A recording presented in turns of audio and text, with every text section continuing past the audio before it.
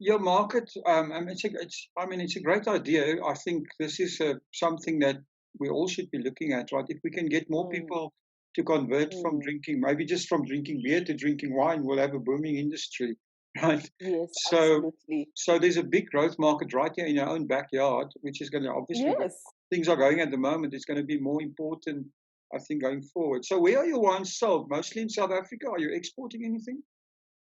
At this moment, we only export to Ghana, but we sell mostly online and only in South Africa, but still Okay. looking for more opportunities in terms of the export market. So, do you think there's a big developing market for exports in Africa?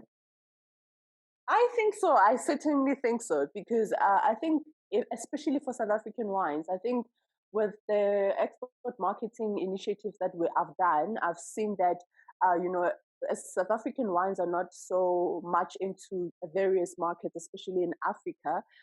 So it's only like your French wines and all that, and obviously people are always looking for something different, something new, and I think South African wines stand a good chance in doing well within the African market. Um, yeah, so and a lot of African markets also look up to South Africa. So I think they're most likely to also be interested in our wines. I mean, they are also.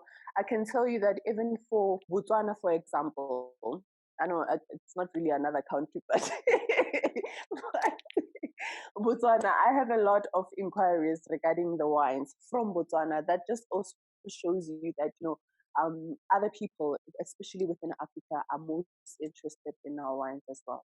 Yeah, I've heard this from other people as well, and there also seem to be Mm. a bit of premium on the African export market. So that's great. Mm, mm. Yes, S- definitely. So your